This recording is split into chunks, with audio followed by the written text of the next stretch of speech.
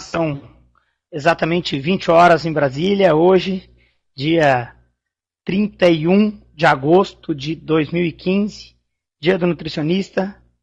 Sejam todos bem-vindos a esse grandioso evento, um evento online, onde possamos aqui comemorar o dia do nutricionista e acho que também comemorar essa nova tecnologia de levarmos conhecimento.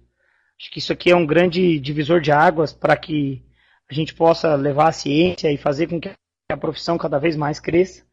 Então, eu fico muito satisfeito aqui com a oportunidade, agradeço a Vitafor por todo o investimento e também por oportunizar esse momento aqui a todos esses nutricionistas e profissionais da área do Brasil inteiro e também de fora do Brasil.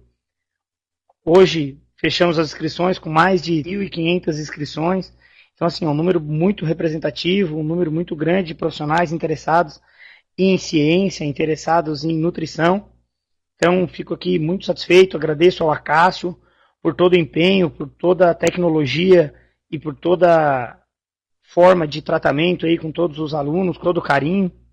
Acho que nada disso estaria acontecendo se não fosse esse desafio aí de levar o conhecimento para casa de cada um de vocês.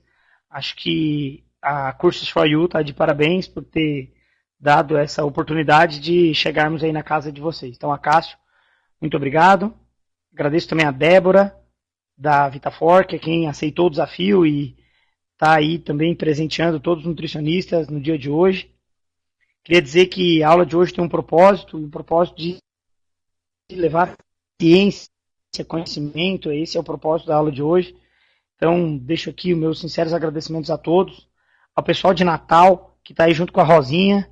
Gostaria de parabenizá-los também pela iniciativa de estarem aí juntos, né? A Rosinha acabou de mandar uma mensagem aqui, dizendo que vocês estão em mais de 100 nutricionistas. É uma grande satisfação poder levar um pouquinho de conhecimento aí para vocês também. Aqui em Brasília, eu também sei que o pessoal está reunido junto com a Yara aí, mais de 30 nutricionistas, todos reunidos e prontos aí para ouvir a aula de hoje. Então, gente, é com grande satisfação que eu começo com a seguinte frase e com o seguinte desafio. Vocês tirassem uma foto de onde vocês estão agora e postassem aí no Instagram com uma hashtag Vamos Melhorar o Mundo e Viva Vitafor. Se você puder tirar uma foto agora e postar com essa hashtag Viva Vitafor e Vamos Melhorar o Mundo. Acho que esse é o grande desafio de agora, fazer essa foto e depois com essa foto a gente vai conseguir mandar aí para vocês um presentinho, quem sabe também convidá-los para que vocês possam participar de outras atividades como essa. E aí então esse é o momento que a gente pode levar o nosso recado e dizer onde estamos, para onde vamos. Acho que é isso, né? Um pouquinho da nutrição. Então que vocês possam nesse momento tirar uma foto aí, o maior número de nutricionistas possível, para quem está em casa, na frente do computador, para quem está junto com a família. Tira uma fotinho aí e coloca Viva Vitafor e vamos melhorar o mundo. Esse é o propósito da aula de hoje, fazer com que cada um que saia dessa aula de hoje possa melhorar a vida de outra pessoa. E aí começa a minha aula dizendo o seguinte: nada disso seria possível se não tivesse aqui a minha família me dando suporte. Agradeço a Ellie, da minha esposa, aos meus filhos, né, a Melissa, ao Mateu, e que dizer que não basta ser pai, né, tem que também ser papai pig, mamãe pig, George, Peppa. Acho que é assim que a gente leva o conhecimento e é assim que a gente leva a vida. Agradeço então a todos e vamos lá, né, fundamentos científicos para a prescrição nutricional. Um presente dia do nutricionista. E aí, feito aqui, agradeço a todos aqueles mestres que ajudaram na minha formação, né, aqueles que eu não lembrar o nome aqui, mas saiba que estão no meu coração. A professora Adelina, de Bioquímica, professor Carvalhal, de Bromatologia, professora Aleixo, de Microbiologia, professora Denise Halper, professora Cili, assim como os tantos outros ajudaram a formar o nutricionista Murilo. E assim como eu e os mestres, espero que eu possa aí também contribuir para a formação de todos vocês que estão me ouvindo hoje. É isso, gente. Vamos lá. Vamos ao que nós temos de novo sobre fundamentos científicos e a profissão de nutrição. Começando a aula, eu trago para vocês aqui um guideline, um novo parâmetro de determinar ingestão alimentar no mundo, guideline publicado em 2015, especificamente no JAMA, um journal da Associação Médica Americana, esse journal vinculado à Associação Médica Americana, que traz um novo parâmetro de como os indivíduos devem ingerir lipídio. E aí eles trazem que não é mais importante o total de gordura da dieta. Ou seja, talvez seja importante ingerir uma maior quantidade de lipídio do que, propriamente dito, uma maior ingestão de carboidrato. Tudo depende do tipo de lipídio que se ingere e tudo depende da quantidade de carboidrato que se ingere. Mas talvez o padrão estabelecido de no máximo 35% de lipídio, esse não está mais em vigor hoje.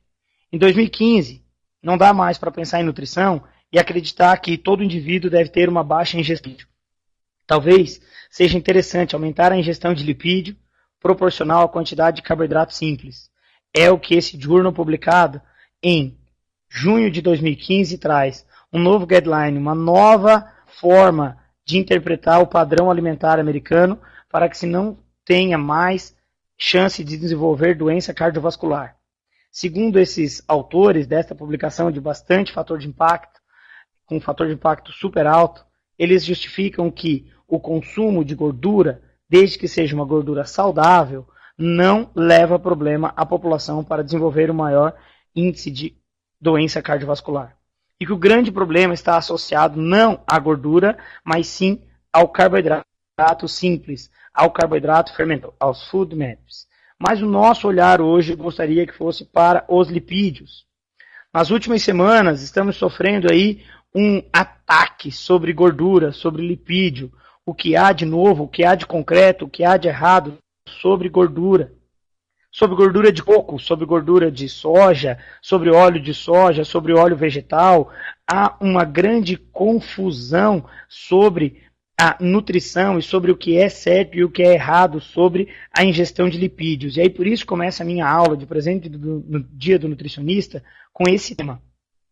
Esse artigo publicado em 2015, esse artigo publicado em julho de 2015, traz uma abordagem sobre o efeito da obesogenicidade relacionada ao óleo de soja comparado ao óleo de coco e também à frutose.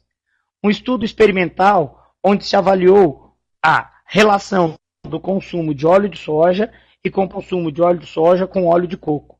E talvez nós, nessas últimas semanas, passamos discutindo esse tema. E aí eu queria deixar o meu posicionamento sobre esse tema. O meu posicionamento é que, dependendo do olhar em que você tiver e do consumo que você tiver e da qualidade da alimentação como um todo, o mais importante é o bom senso. De acordo com esta publicação de julho de 2015, por exemplo, o consumo de óleo de coco, como eu deixei grifado aqui nesta frase inferior, e o consumo de óleo de coco contendo o triglicerídeo de cadeia média, faz com que tenha um efeito anti-obesidade e um efeito anti-inflamatório e ainda assim melhora a sensibilidade à insulina, quando comparado ao óleo de soja.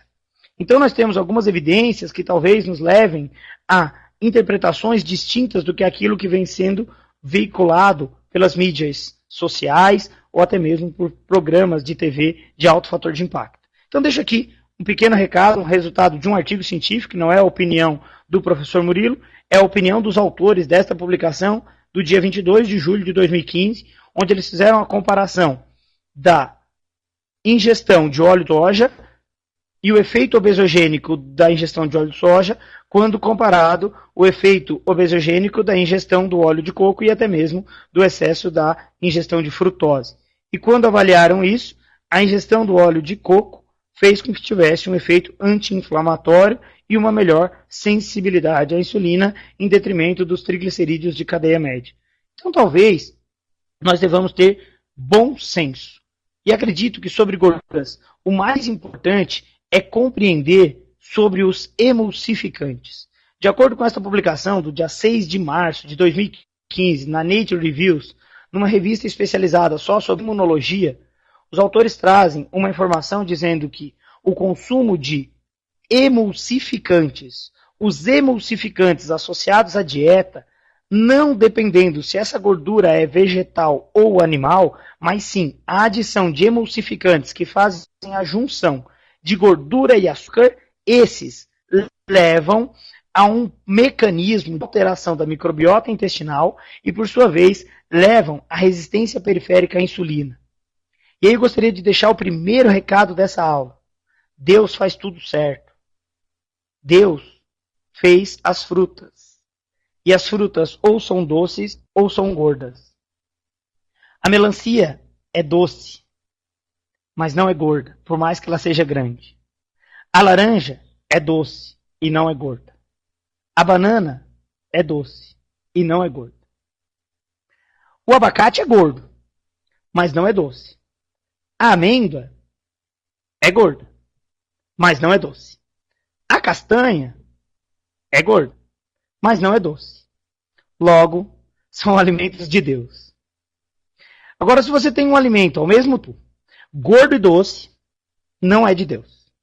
Esse alimento foi construído pela indústria alimentícia e às custas de emulsificantes alimentares. Então, talvez o nosso olhar deva ser direcionado hoje para a indústria alimentícia, que faz com que ocorra uma emulsão de lipídios, e nessa emulsão de lipídios, até mesmo a permeabilidade de componentes proteicos pela membrana celular do intestino delgado é alterada.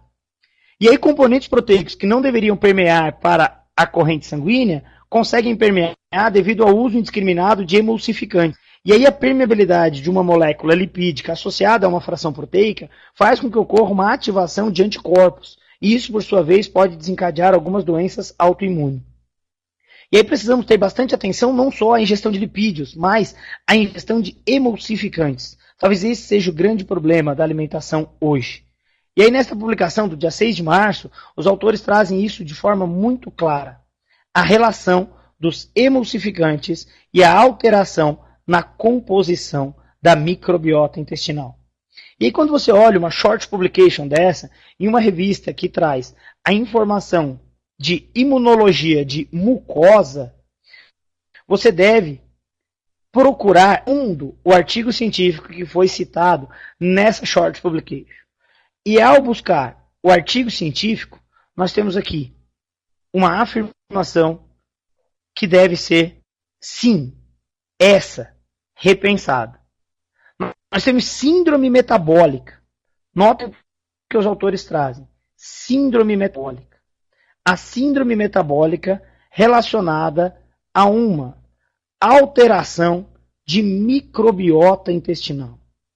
A microbiota intestinal levando a uma síndrome metabólica e a maior probabilidade de colite, de inflamação do cólon, em detrimento de uma dieta rica em emulsificantes.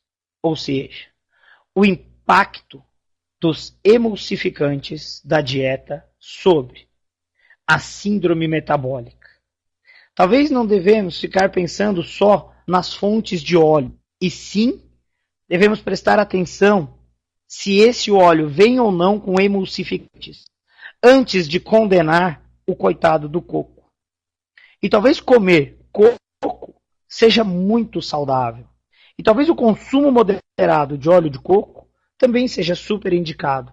Agora, o consumo indiscriminado de gordura com emulsificante, esse sim, deve ser condenado. Principalmente porque nós temos uma evidência de um artigo científico publicado em 2015, num journal de gastroenterologia e de função hepática. Esse artigo publicado em junho de 2015 traz a seguinte informação. Nós temos maior probabilidade de câncer em detrimento de uma alteração de microbiota derivado de uma dieta americanizada. E na dieta americanizada, talvez nós tenhamos que nos preocupar muito com a gordura emulsificada. A gordura apresentada dentro de hambúrgueres. E essa gordura emulsificada que leva a uma alteração do metabolismo dos sais biliares e que, por sua vez, pode levar a uma maior probabilidade de câncer. Acho que isso sim nós devemos nos preocupar. devemos nos preocupar muito com o índice e o risco de câncer devido a uma alimentação inadequada. E é a dieta promovendo câncer. Dieta que promove câncer porque leva uma alteração de microbiota. E essa alteração de microbiota, que por sua vez leva à ocorrência de câncer, está relacionada ao consumo de gordura emulsificada, de gordura presente dentro de alimentos industrializados. E aí os autores desta publicação comparam uma dieta americana com uma dieta rural. Uma dieta de padrão rural e uma dieta de padrão americanizada. Essa que nós poderíamos traduzir uma dieta urbana ou uma dieta rural. Uma dieta de alimentos da feira comparada a uma dieta de alimentos de centros mais urbanizados. Aqueles centros em que os pais, no final de semana, levam os seus filhos para se alimentar de alimentos não saudáveis. E ainda dizem o seguinte, mas isso é só final de semana. E aí, será que todo final de semana isso pode fazer bem? E será que o consumo indiscriminado de gordura e essa gordura que chegou a uma temperatura superior a 180 graus, que faz com que ocorra uma maior formação de acroleína, será que isso é saudável? Será que é saudável colocar uma gordura emulsificada de hambúrguer sobre uma chapa a mais de 200 graus e esperar que ocorra a formação de compostos carcinogênicos? Acho que é isso que nós devemos nos preocupar. Com o consumo indiscriminado de alimentos industrializados. Você já parou para pensar no quanto o ketchup pode influenciar na qualidade da microbiota intestinal? E quanto essa alteração na microbiota intestinal pode induzir mais câncer comparado a uma alimentação saudável? Acho que é isso que nós devemos nos preocupar hoje.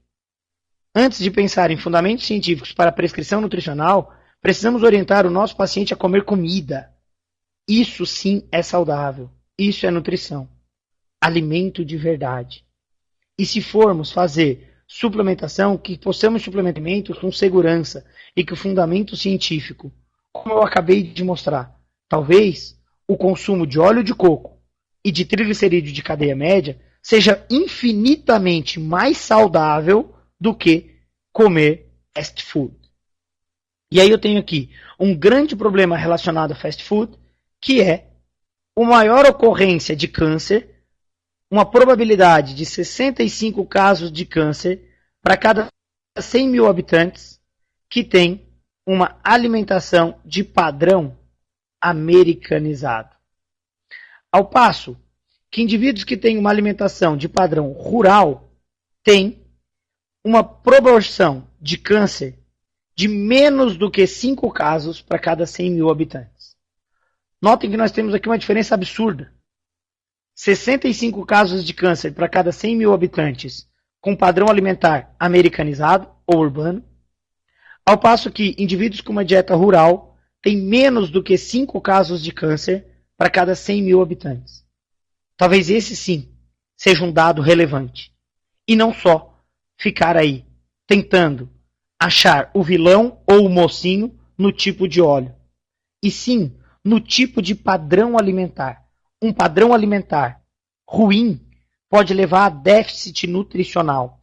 E esse déficit nutricional em detrimento de uma ingestão de gordura emulsificada, junto com hambúrguer, dentro de biscoito recheado. E aí a gente vê pais oferecendo a seus filhos biscoito recheado com gordura emulsificada, até mesmo no recheio, e questionando o uso de triglicerídeo de cadeia média, que é um aspecto fundamental para oferecer energia de forma rápida, fundamental para atletas, fundamental para pacientes hospitalizados. E aí você não para pensar que o seu filho pode estar sendo alimentado com um padrão de gordura que pode induzir mais chance de câncer. Risco de câncer e ingestão de gordura. Esse é o tema desta publicação de 2015, onde nós temos o risco de câncer associado ao padrão de gordura da dieta. E esses autores fizeram uma coisa fantástica. Eles propuseram uma alimentação de padrão rural para os indivíduos padrão americano. E durante 8 semanas, submetidos a uma alimentação rural, todos os marcadores oncológicos diminuíram. Ou seja, sempre há tempo para mudança. Sempre ainda há tempo para mudar o padrão alimentar de um paciente e fazer com que ele tenha uma melhora nos marcadores nutricionais, que por sua vez podem diminuir o risco de desenvolver um câncer. E esses autores justificam o grande problema ao consumo de alimentos mecanizados, a possibilidade de alteração no metabolismo dos sais biliares.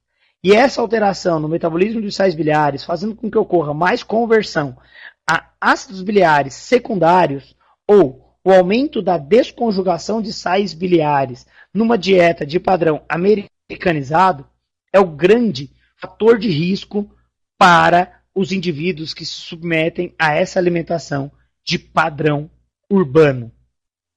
E aí, então, observando um pouquinho do mecanismo de degradação dos sais biliares, convido vocês a uma reflexão sobre o excesso de ingestão de gordura de origem animal, e essa gordura de origem animal emulsifica com um padrão de funcionamento do trato gastrointestinal ruim, fazendo com que aumente a conversão de sal biliar primário em sal biliar secundário devido ao crescimento microbiano e a maior liberação de ácido deoxicólico, ou a maior taxa de conversão de sais biliares em sais biliares que são componentes hepatocarcinogênicos.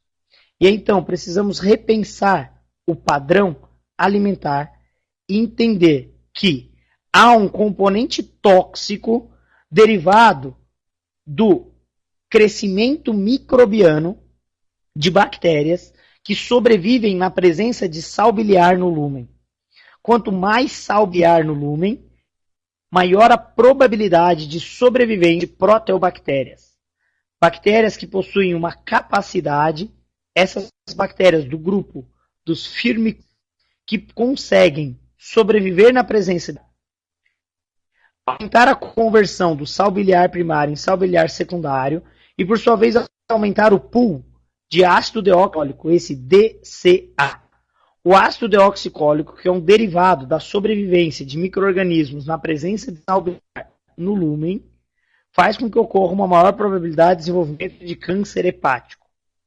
E isso não ocorre somente devido ao ácido deoxicólico. Ocorre também porque um componente de membrana celular de bactérias gram-negativas, conhecido como LPS ou lipopolissacarídeo, está mais presente no lúmen e possibilitando uma maior permeabilidade ao LPS, induzindo uma endotoxemia metabólica. Essa endotoxemia metabólica causada pelo LPS e pelo ácido deoxicólico, esses dois componentes presentes na circulação, chegando ao fígado e aumentando a probabilidade de câncer, elevando o risco de desenvolver câncer. Tanto o LPS quanto o ácido deoxicólico possuem mecanismos ou seja, o mecanismo dos sais biliares, quando esse sal biliar é liberado para o lúmen, e no lúmen existe uma microbiota adaptada a um hábito alimentar equivocado de consumo crônico de gordura emulsificada e principalmente de origem animal, com um fluxo de trato gastrointestinal constipado, o indivíduo que tem um intestino que funciona mal e ainda ingere gordura de origem animal e, por sua vez, aumenta a sobrevivência de bactérias gram-negativas que possuem LPS e fazem a conversão do sal biliar conjugado com ácido deoxicólico ou do sal biliar conjugado com taurina em ácido litocólico, aumentam a probabilidade de desenvolvimento de câncer hepático. Ou seja, ficar discutindo qual óleo é o melhor e não se preocupar com o consumo crônico de produtos alimentícios, com alimentos derivados de fast food, com consumo crônico de gordura emulsificada junto com açúcar, talvez seja muito mais importante avaliar o consumo alimentar crônico de gordura escondida dentro de carboidrato do que, por sua vez, ficar condenando essa ou aquela fonte de lipídio.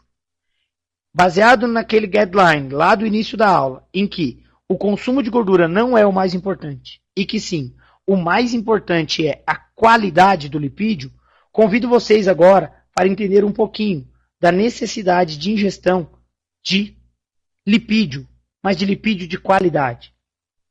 E aí os fosfolipídios são componentes fundamentais para a formação da membrana celular dos neurônios. E aqui nós estamos visualizando uma imagem publicada em um atlas da Nature Medicine sobre homeostase metabólica e síndrome metabólica. E na homeostase metabólica comparada à síndrome metabólica, os autores dessa imagem, veiculada junto a essa revista de alto fator de impacto, eles mostram que os neurônios e a comunicação neurônio-neurônio, a comunicação entre o neurônio sináptico e o pós-sináptico é dependente do componente de membrana celular. E aí então eles fazem uma ampliação dessa membrana celular de um neurônio e mostram quais são as reações que ocorrem dentro das organelas citoplasmáticas desse neurônio, e ainda assim enfatizam aqui os receptores de membrana que são fundamentais para o bom funcionamento da comunicação entre célula e célula do sistema nervoso central, apresentam a regulação de homeostase da glicose, e essa glicose sendo absorvida por receptores chamados de GLUT, e esses receptores do tipo GLUT que fazem com o caminho de absorção da glicose, essa glicose, por sua vez, possa fornecer energia para a mitocôndria, fazendo com que ocorra mais ou menos produção de espécies reativas de oxigênio. E quando eu estou em uma homeostase metabólica, eu tenho uma boa conversão de energia a espécies reativas de oxigênio. Isso quer dizer que está controlada essa produção de espécies reativas de oxigênio para que ocorra uma maior produção de energia dentro da célula.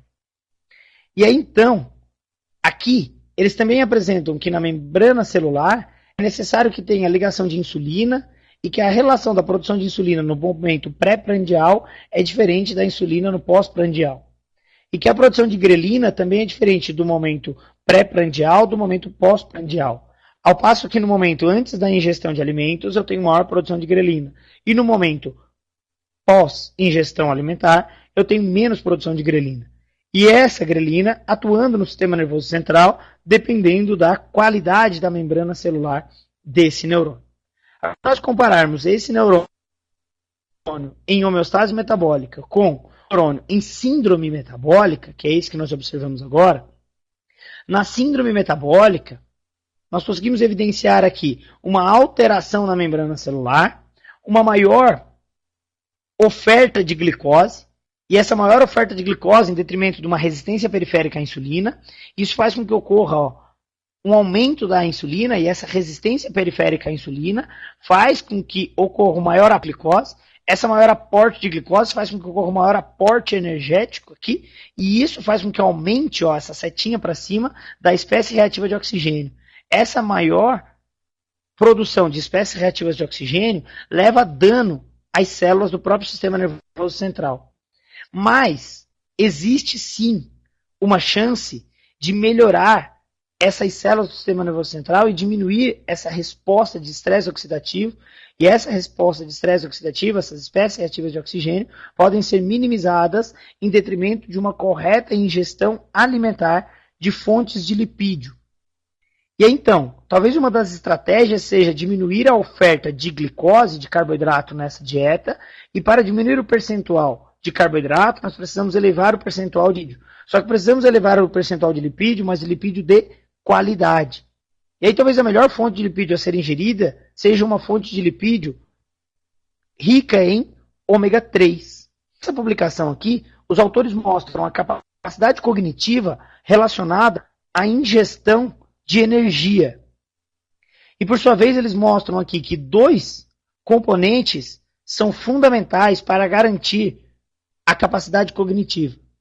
e que essa capacidade cognitiva é alterada em detrimento das espécies reativas de oxigênio. Então, talvez seja fundamental retirar da dieta food maps, mono, di, oligosacarídeos fermentáveis, que podem influenciar negativamente na capacidade cognitiva. E ainda assim, ampliar no paciente uma dieta que possa mobilizar uma maior ativação do fator de crescimento semelhante à insulina e do fator neurogênico derivado do cérebro. Esse fator neurogênico derivado do cérebro é otimizado com a ingestão maior de ômega 3. Essa maior ingestão de ômega 3 faz com que ocorra mais síntese de fator neurogênico derivado do cérebro e melhora a renovação das células encefálicas e ainda assim ativa a maior produção de fator de crescimento semelhante à insulina. Isso, por sua vez, leva a maior capacidade cognitiva. E ainda assim, esses autores apresentam a capacidade do exercício, de fazer alguma atividade física, melhorar a capacidade cognitiva. Ao passo que uma alteração na homeostase leva a uma maior produção de espécies reativas de oxigênio, que, por sua vez, pode interferir negativamente na capacidade cognitiva. E aí, então, o ideal é que possamos ter uma ingestão de lipídio, e essa ingestão de lipídio, preferencialmente, que seja maior de ômega 3. E se essa ingestão de ômega 3 for na forma de fosfolipídio, melhor será a formação da baía de mielina dos neurônios, associada a maior ativação do fator neurogênico derivado do cérebro. Essa maior ativação de fator derivado do cérebro, associada a uma correta ingestão de ômega 3 na forma de fosfolipídio, faz com que ocorra uma maior incorporação desses ácidos graxos na membrana celular. Essa maior ingestão alimentar de ômega 3, fazendo com que ocorra uma maior incorporação do ácido graxo na membrana celular. E essa maior incorporação do lipídio na forma de fosfolipídio, gerando uma maior renovação da capacidade de formação de neurônio, eu tenho um menor dano cognitivo, ou seja, menos doenças neurológicas. E aí, nesta publicação aqui, os autores justificam que o ômega 3 da dieta, o ácido graxo ômega 3, esse ômega 3, que é um ácido graxo de cadeia longa, com 20 moléculas de carbono, 5 insaturações, e a primeira insaturação no terceiro carbono, e esse reconhecido como EPA, e o DHA, que tem 22 moléculas de carbono, 6 insaturações, e a primeira insaturação no terceiro carbono, um ácido chamado de glucosa hexaenóico, glucosa porque tem 22 moléculas de carbono, hexa porque tem 6 insaturações, e glucosa hexaenóico porque é um ácido graxo de cadeia muito longa, e com insaturações, e a primeira insaturação no terceiro carbono.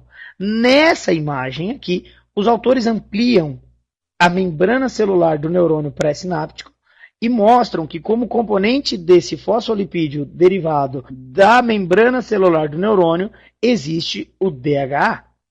Esse ácido graxo de cadeia longa com 22 moléculas de carbono e primeira insaturação no terceiro carbono com 6 insaturações.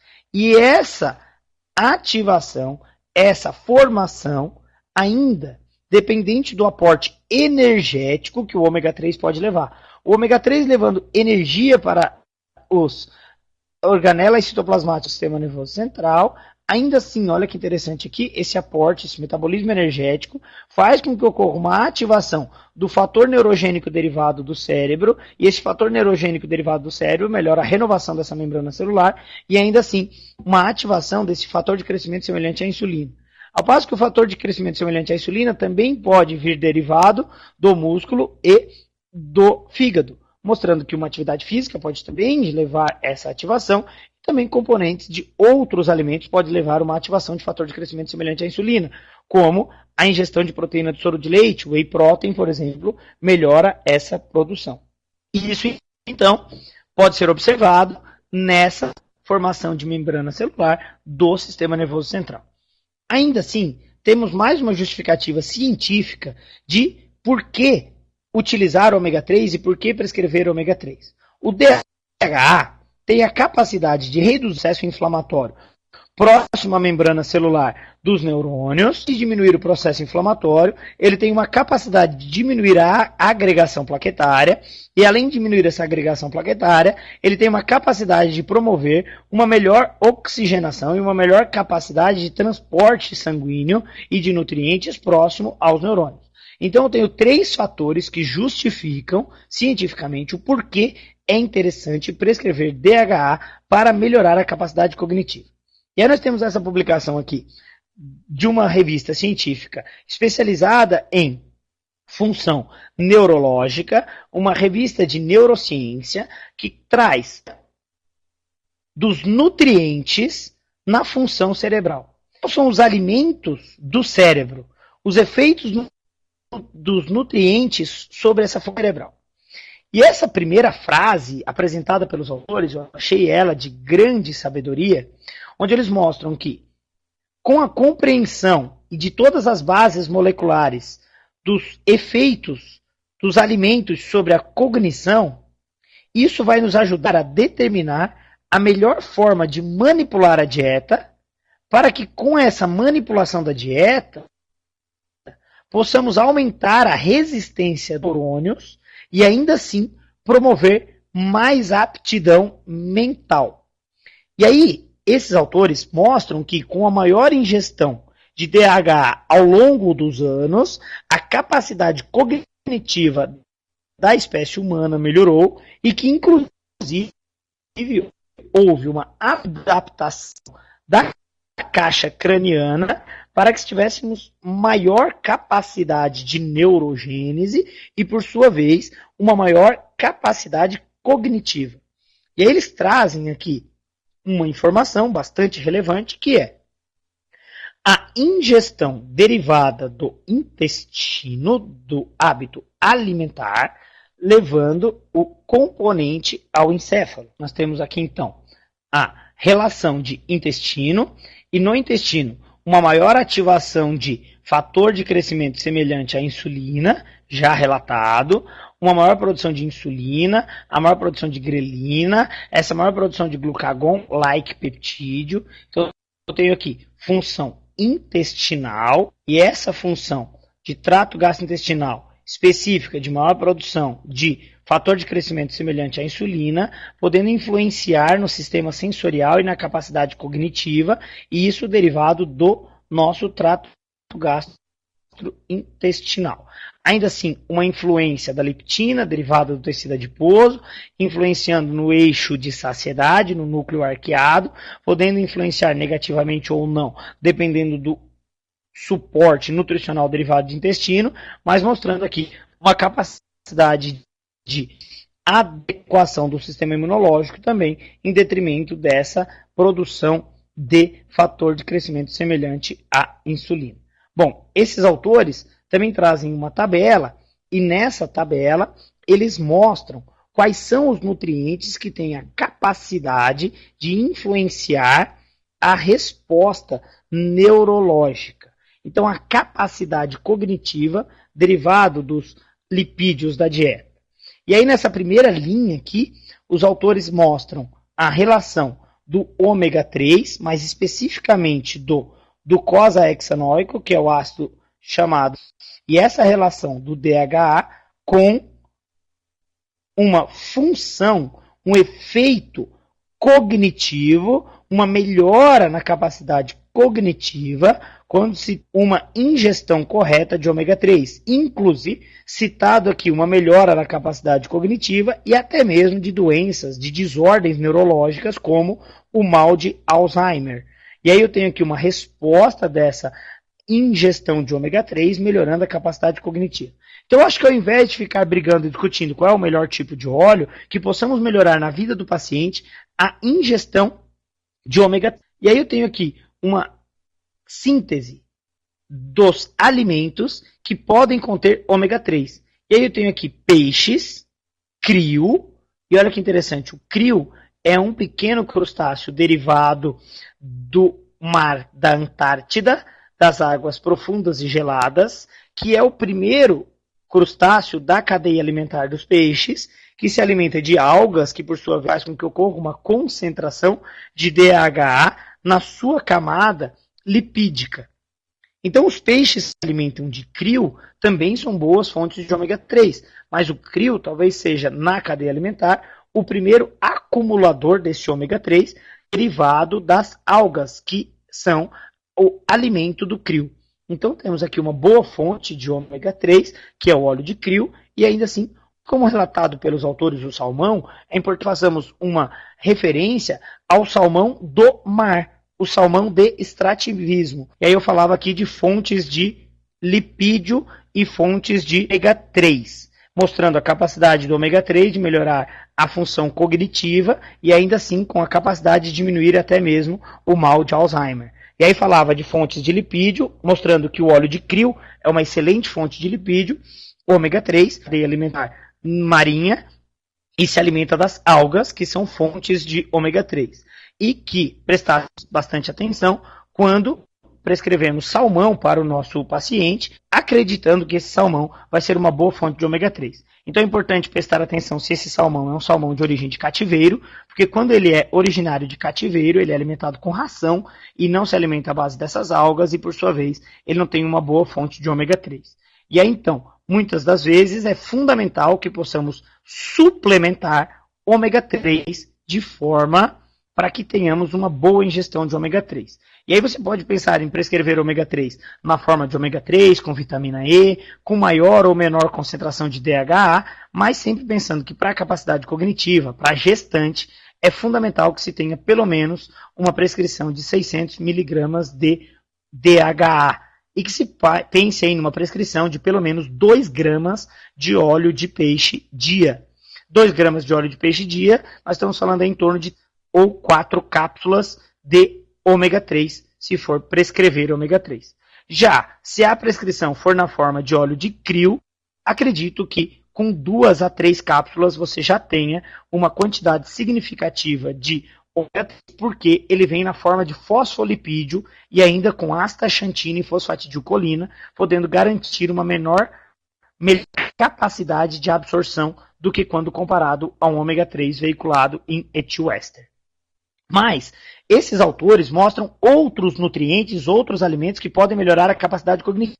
Dentre outros, aqui ele coloca a curcumina como um potente ativador dessa resposta neurológica, da capacidade cognitiva. Então você pode melhorar a capacidade cognitiva aumentando a ingestão de cúrcuma. Você pode melhorar a capacidade cognitiva também aumentando a ingestão de flavonoides. E olha que interessante aqui. Lembra que falávamos de gordura e que nem toda gordura pode ser sempre saudável, que dependendo do tipo de gordura, é importante que tenhamos bom senso. E aí nós temos aqui a gordura saturada e a gordura saturada promovendo uma capacidade negativa, esse declínio da capacidade cognitiva. Então talvez não valha a pena ingerir grandes quantidades de gordura saturada, e como gordura saturada, que pode gerar esse declínio na capacidade cognitiva, nós temos aqui mostrando o óleo de coco, por exemplo. Então não é sempre que é bom comer muito óleo de coco. Então talvez o consumo indiscriminado é realmente muito interessante, mas também não há aquele pavor de não comer nunca, porque nós temos um efeito protetor quando se concilia com a ingestão de ômega 3, por exemplo, com maior ingestão de vitaminas do complexo B, com maior ingestão de vitamina D, maior ingestão de vitamina E.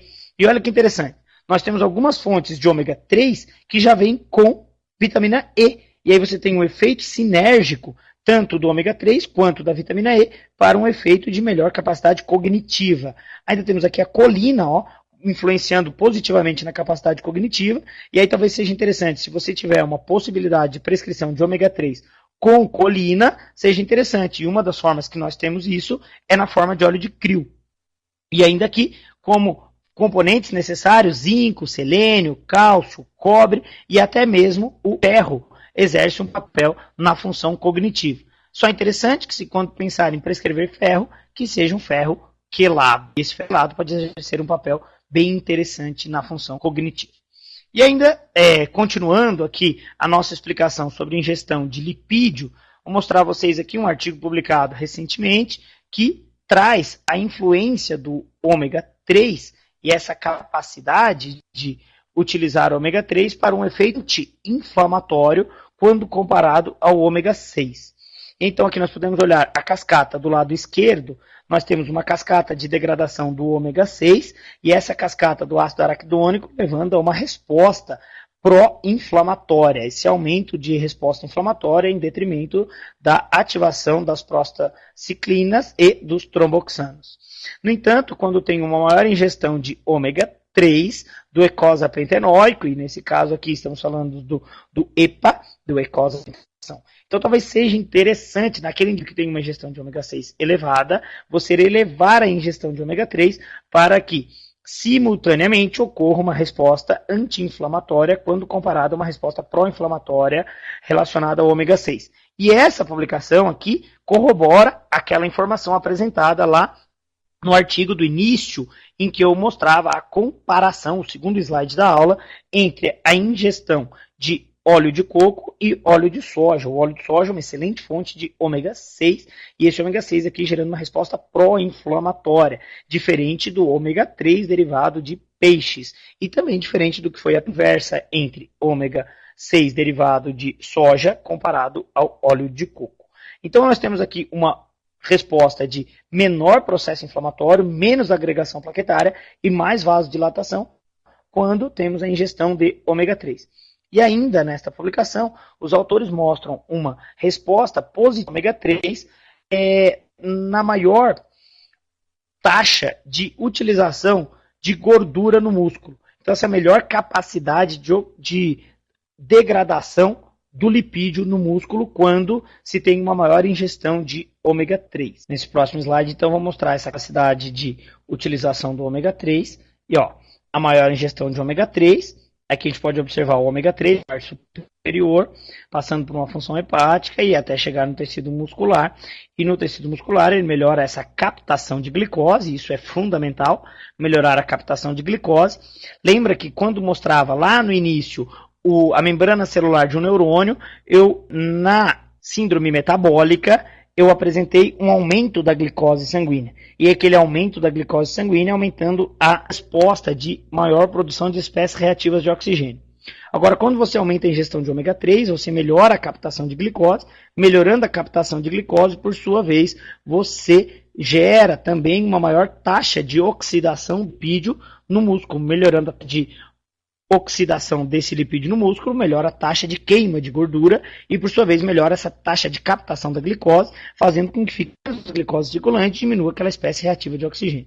E aí, então, nós temos aqui várias evidências já mostrando, justificando o efeito benéfico dessa prescrição de ômega 3 e mostrando que essa prescrição, e esse artigo é um artigo bastante recente, um artigo da Nature de julho de 2015, que mostra uma capacidade de absorção desse ácido graxo, DHA, no intestino, levando até mesmo uma melhora da formação da membrana celular no sistema nervoso central. Bom, então prescrever ômega 3 é bom só para o cérebro? Prescrever ômega 3 também é bom para melhorar a membrana celular do epitélio intestinal. Então você também consegue melhorar a capacidade de formação da membrana celular destas células que revestem o trato gastrointestinal e, por sua vez, diminuem o mecanismo de endotoxemia metabólica. Você, ao ingerir boas taxas de ômega 3, tem uma melhor renovação, que a gente pode observar aqui no lado A. Então, na letra A aqui, nós temos um correto funcionamento dessas células de revestimento do intestino e, por sua vez, aqui há uma maior taxa de sobrevivência de bactérias probióticas que, por sua vez, param as bactérias patogênicas. Ao passo que, no uso de antibióticos ou até mesmo na queda da ingestão de vitamina D ou até mesmo de ômega 3, você tem uma maior probabilidade de desenvolvimento de infecção, de colite. E aí, gostaria de enfatizar uma observação que deve ser feita para prescrever ômega 3. Nesse estudo, publicado em 2015, os autores mostram um efeito negativo, um efeito pró-inflamatório de óleo ômega 3 contaminado com pesticidas ou com componentes, esses poluentes orgânicos. Então vamos observar essa tabela aqui apresentada pelos autores.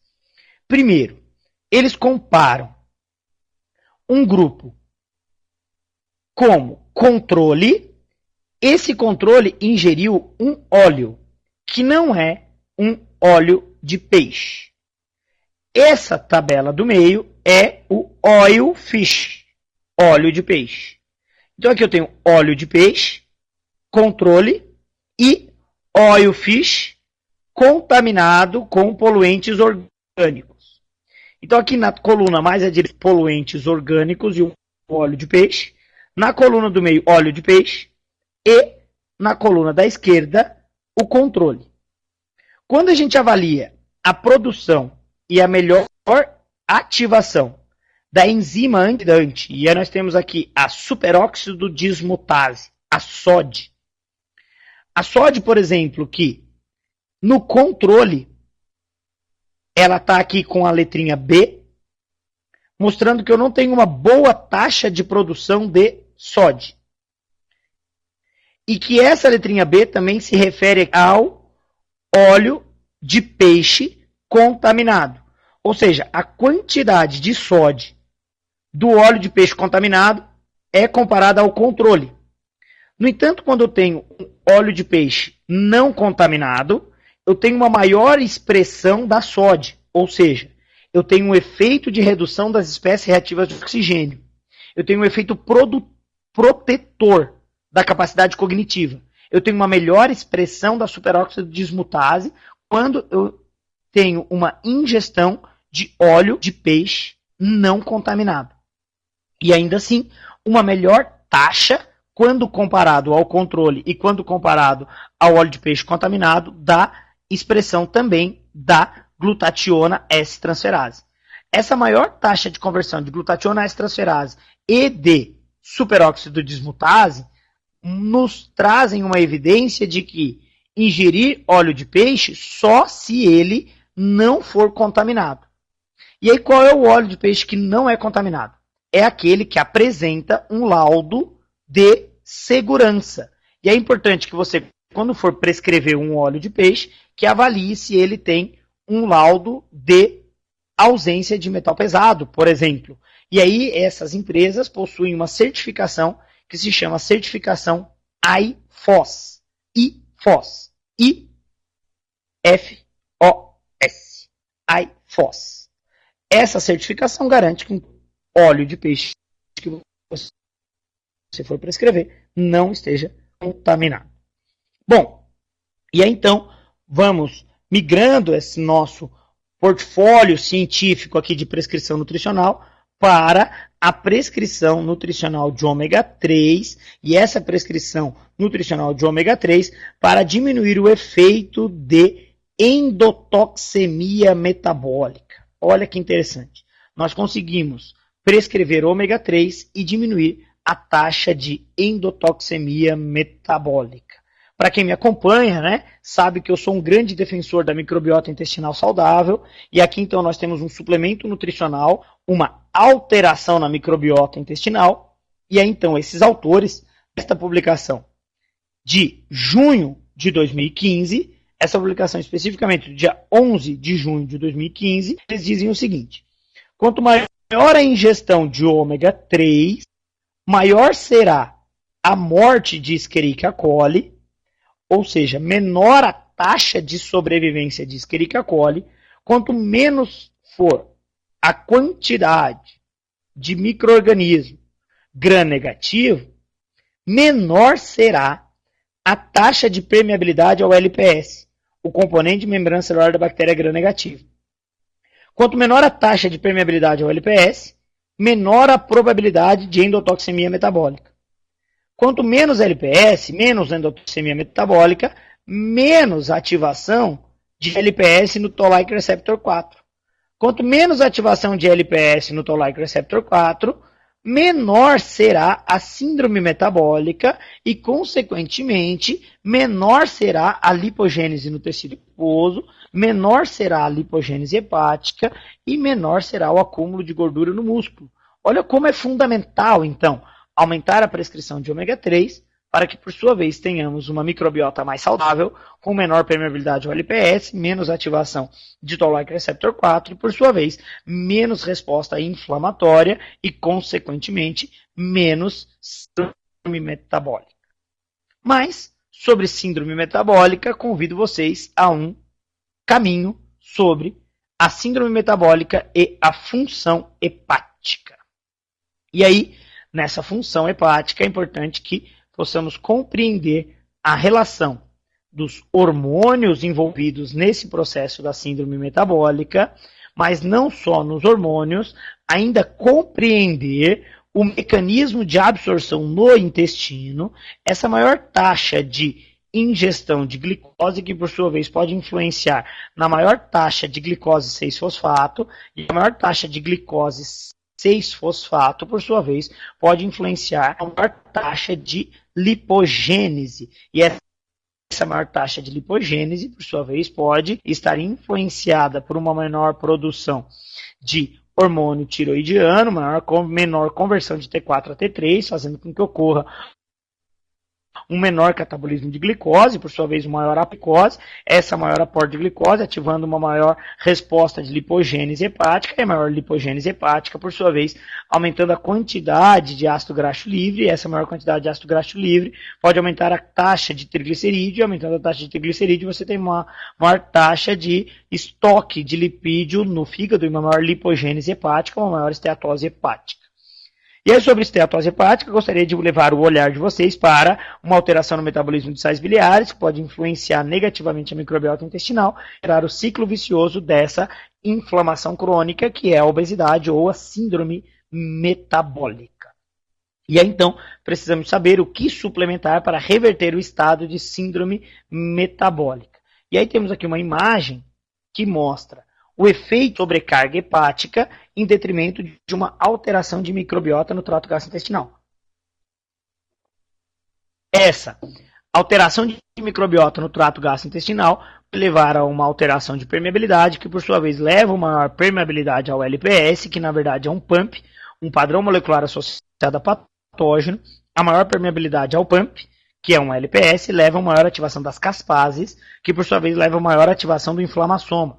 A maior ativação do inflamassoma, por sua vez, leva a uma maior formação de lipídio, uma maior ativação de adipogênese, uma maior ativação da síntese de gordura e maior acúmulo no adipócito, e por sua vez pode levar a uma cirrose ou até mesmo a uma fibrose e ainda assim a uma esteatose hepática, e essa esteatose hepática em detrimento de uma maior resposta inflamatória, em função de uma menor ativação dos micro-organismos, e essa ativação dos micro-organismos há uma degradação de, por exemplo, colina a trimetilamina ou de componentes derivados da colina, que por sua vez faz com que ocorra uma queda na colina. Indo a colina, por sua vez, você tem uma maior probabilidade, uma maior vulnerabilidade hepática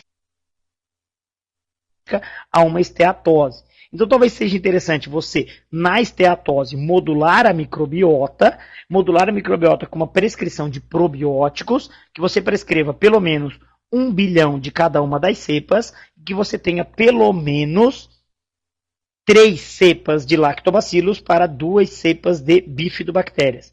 Melhorando essa taxa de micro-organismos, você melhora a disbiose, por sua vez corrige a SIBO, consequentemente tem uma menor degradação de colina. Se associado a isso você puder prescrever colina, você melhora a resposta à esteatose.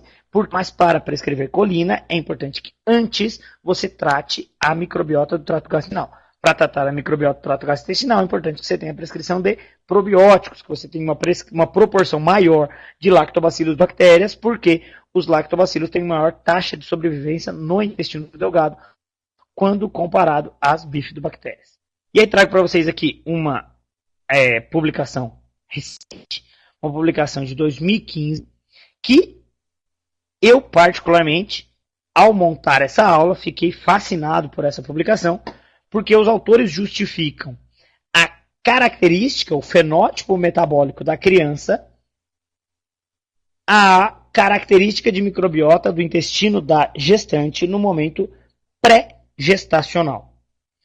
Uma gestante que no período pré-gestacional tem mais bactérias apresentadas nessa imagem como bactérias de cor azul clara, tendo maior bactérias do grupo dessas bactérias azul clara, que eles trazem aqui como bacteroidetes.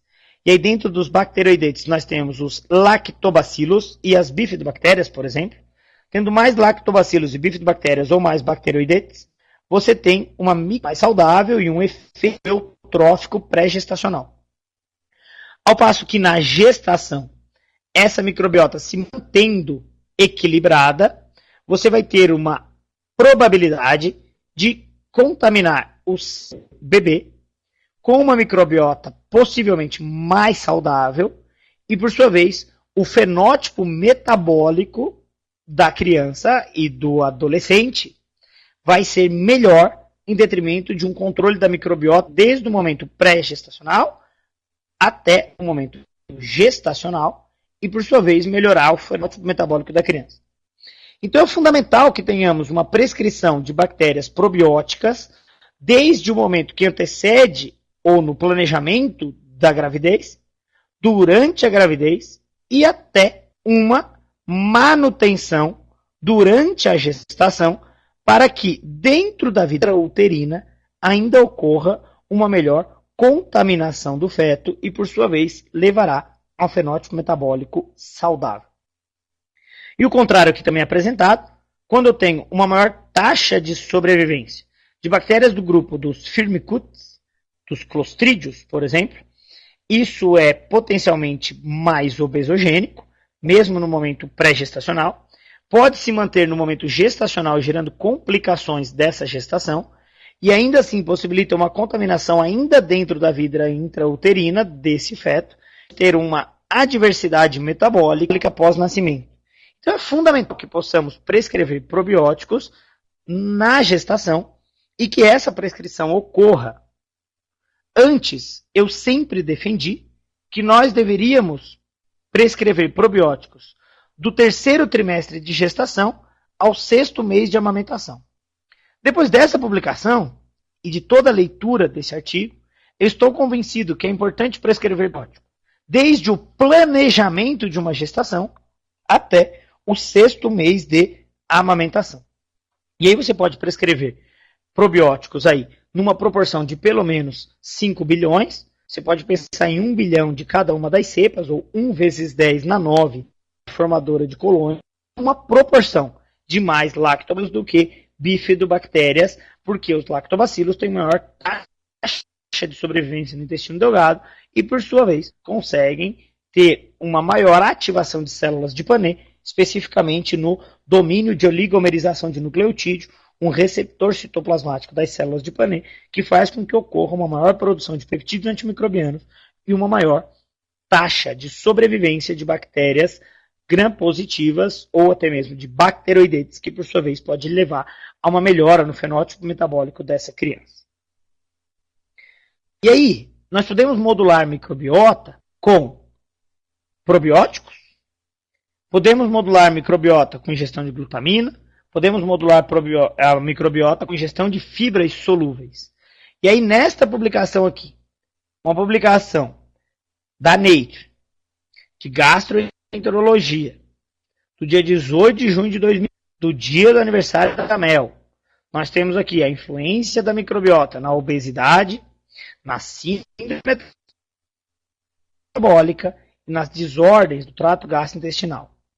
Aí os autores sugerem que um indivíduo com uma microbiota obesogênica, como pode ser observado do lado esquerdo, tem um fenótipo metabólico obeso, em detrimento de uma resistência periférica à insulina, ele tem menos saciedade, tem mais vontade de comer, tem mais permeabilidade ao LPS, mais resposta inflamatória do tecido adiposo, tem mais celulite, tem mais inflamação do fígado e, por sua vez, mobilidade à esteatose, menor produção de glucagon-like peptídeo e menos produção de peptídeo YY, que são os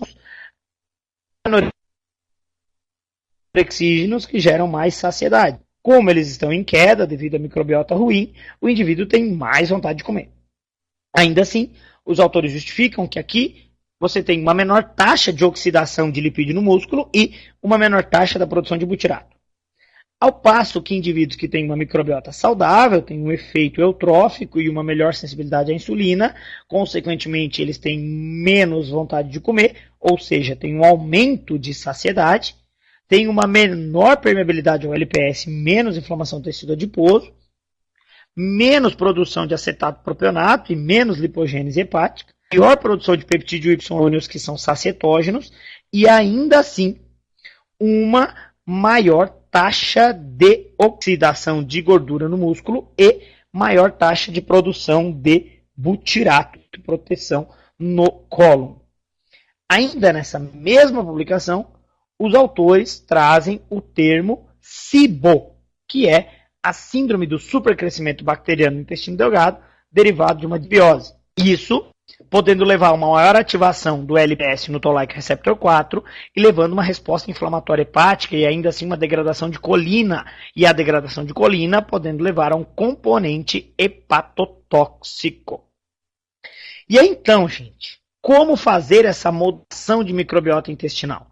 Primeiro, com prescrição de probióticos, que possamos prescrever probióticos à noite, antes de dormir, que possamos prescrever probiótico com pelo menos 4 ou 5 cepas, para que tenhamos uma resposta de competitividade entre os micro-organismos e maior produção de defensinas. E aí, nós temos uma publicação recente que traz aqui a justificativa de prescrever vários nutrientes e diminuir a alergia de vias aéreas. E aí deixa aqui o recado, vamos melhorar o mundo com nutrientes, vamos melhorar o mundo com nutrição. No dia do nutricionista, poder melhorar o mundo através da prescrição de ômega 3, por exemplo. Uma maior ingestão de ômega 3 faz com que ocorra uma melhor ativação do receptor de proteína G120. Essa melhor ativação do receptor de proteína G120 faz com que ocorra uma melhor resposta à alergia. Eu tenho uma proteção contra reações alérgicas quando tenho uma maior ingestão de ômega 3. A maior ingestão de ômega 3 faz com que ocorra uma maior ativação de células TREG, por sua vez uma maior proteína 10, uma melhor resposta adaptativa. Uma maior ativação, olha que lindo isso aqui, ó. Uma boa microbiota de intestino faz com que ocorra uma melhor taxa de conversão de colesterol a sais biliares, a maior taxa de conversão a sais biliares e uma menor degradação dos sais biliares faz com que o sal biliar não desconjugado atue no receptor de proteína chamado TGR5, a maior ativação do sal biliar não desconjugado no TGR5 aumenta a resposta anti-inflamatória, ou seja, diminui a resposta pró-inflamatória, diminui a liberação de citocinas pró-inflamatórias. Ainda assim, componentes derivados do colesterol podem fazer com que ocorra uma menor taxa de proliferação, de degradação, de produção de T helper 17, diminuindo ainda assim a resposta alérgica. Olha que interessante isso, nós temos aqui um efeito dos lipídios da dieta com característica de proteção às alergias das vias aéreas. Ao passo que uma maior ingestão de componentes derivados de triglicerídeos pode levar a uma maior reação alérgica. Então, talvez não seja interessante uma ingestão de outros tipos de lipídio diferentes de ômega 3.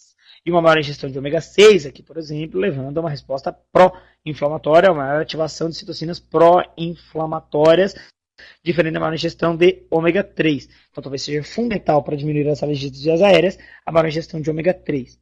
E ainda assim, os autores mostram aqui uma maior ingestão de amido resistente, de fibras solúveis, e aí nós podemos pensar aqui em Foz, inulina, uma ingestão de frutoligosacarídeo, por exemplo, de amido resistente, de goma guar hidrolisada, de goma cássia, de biomassa de banana verde, uma maior ingestão de amido resistente, de inhame, cará, mandioca, uma maior ingestão de fibras, levando a uma maior produção de butirato, gerando uma proteção também nessa alergia de vias aéreas.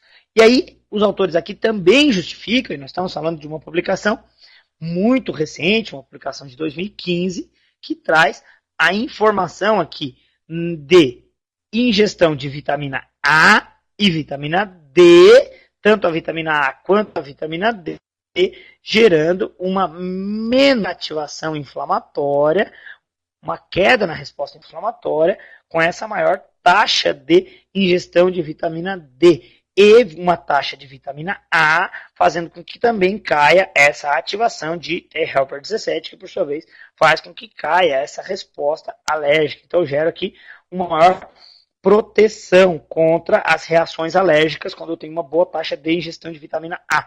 Então melhorando a ingestão de vitamina A, comendo alimentos, provavelmente alimentos ou alimentos que tenham fontes de vitamina A, eu tenho um efeito de proteção contra a alergia. E ainda assim, uma maior taxa de ingestão de vitamina D. Então é fundamental que tenhamos uma boa taxa de ingestão de vitamina D para melhorar essa alergia das vias aéreas. Mas o mais interessante de tudo, e aí é essa afirmação dos autores, que diz que a maior ingestão de probióticos, lactobacilos e bifidobactérias, faz com que ocorra uma redução nessa taxa de permeabilidade, melhora a ativação de Toll-like receptor 2 e a maior ativação de Toll-like receptor e também de Toll-like receptor 9 faz com que ocorra uma maior produção de interleucina 10 e uma maior ativação de células TREG, que por sua vez gera uma proteção contra alergia e ainda assim diminui as alergias de origem alimentar e ainda assim uma melhor tolerância oral. E aí precisamos estudar muito ainda sobre os probióticos, mas o mais interessante é que colocamos aqui a relação de lactobacilos e bifidobactérias, componentes de lactobacilos e de bifidobactérias. E aí está falando aqui de espécie, de gênero, não está falando nem da subespécie. Ter mais lactobacilos e mais bifidobactérias gera um efeito protetor, porque por sua vez melhora a integridade da membrana celular. Por isso, recomendo que tenhamos um intestino com simbiose, porque nessa simbiose, na homeostase, nós temos maior ativação de interleucina 10, maior produção de REG3 e maior combate às bactérias patogênicas, ao passo que na disbiose nós temos maior ativação de T-helper 17 mais resposta inflamatória crônica. Ainda como recado sobre os probióticos, nós temos aqui uma publicação de 2015 que traz a relação de melhora da microbiota intestinal e melhora no quadro de depressão e ansiedade.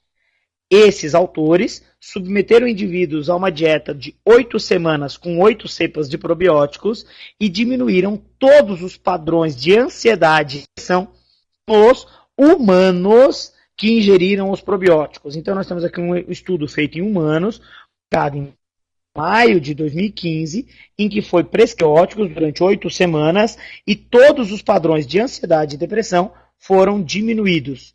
Ou seja, uma saúde intestinal gera uma melhora até nos padrões de ansiedade e depressão. E aí, gente, o que mais nós podemos prescrever, além de probióticos, o que mais nós temos e conseguimos prescrever? Uma boa taxa de ingestão de proteína, alguns peptídeos derivados de soro de leite, pode exercer benefícios sim, até mesmo no paciente diabético. E aí essa é uma imagem que, para quem já teve aula comigo, eu particularmente adoro apresentar essa imagem de comparação do leite humano com o leite de vaca.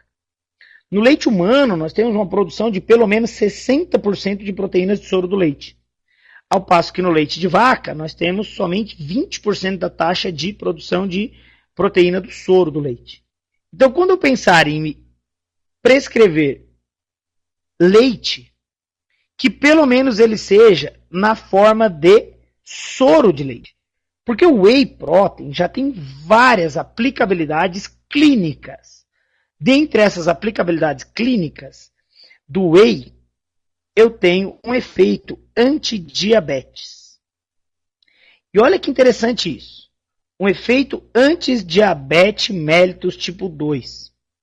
Uma relação de prescrição de ômega 3, melhorando o intestino, probiótico melhorando o intestino e prescrição de proteína de soro de leite, podendo corrigir diabetes mellitus tipo 2 e melhorar a homeostase de glicose.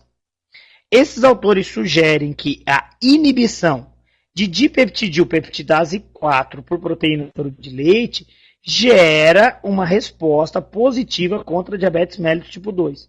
E aí nós podemos aqui observar qual é a justificativa dos autores. Eles mostram que uma maior ingestão de ômega, de a proteína do soro de leite, essa maior ingestão de whey protein, leva a maior produção de glucagon-like peptídeo, peptídeo YY e colecistoquinina. Isso, gente, essa cascata de ativação da maior produção de glucagon-like peptídeo e de colecistoquinina é fundamental para aquele indivíduo que você pretende gerar mais saciedade. Todos esses hormônios entéricos aqui, peptídeo YY, colecistoquinina e glucagon-like peptídeo, são hormônios anorexígenos, que levam uma maior taxa de saciedade. Então, só aqui com essa publicação, eu já posso justificar o efeito do whey protein ingerido pós-treino, por exemplo, para garantir mais saciedade, aumento de saciedade e redução de apetite. Eu tenho aqui uma maior saciedade em detrimento da maior produção de colecistoquina, peptídeo YY, glucagon-like peptídeo. Ainda as proteínas do soro de leite geram uma parada na produção de grelina, a grelina que é um hormônio orexígeno. Mas mais interessante do que essas 4 argumentações é a inativação de dipeptidilpeptidase 4. A inativação de dipeptidilpeptidase 4 faz com que ocorra uma maior taxa de circulação tanto de glucagon-peptídeo quanto peptídeo YY, como de colecistoquinina. E então, quando você para de peptidilpeptidase 4, aumenta a taxa de ativação da síntese de insulina, porque o glucagon-like peptídeo faz com que ocorra uma parada na síntese de glucagon e aumente a biossíntese de insulina nas células beta, melhora a proliferação de células beta e ainda assim a insulina gera um efeito de saciedade. Então, olha como você tem um efeito sacietógeno da prescrição de whey no indivíduo com diabetes. E aí você tem aqui um efeito de saciedade, redução de apetite, mediada a produção de colecistoquinina, peptídeo YY, glucagon-like peptídeo. O pequeno parênteses que eu gostaria de fazer é que no indivíduo e na criança com hiperatividade, talvez não seja interessante você entrar com essa prescrição, porque a inibição de dipeptidilpeptidase 4 faz com que ocorra uma maior hiperatividade.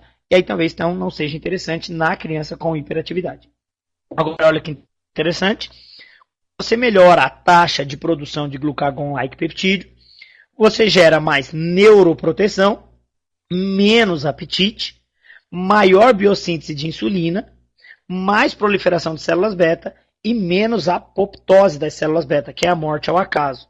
Isso faz com que tenha mais sensibilidade à insulina e até mesmo uma cardioproteção.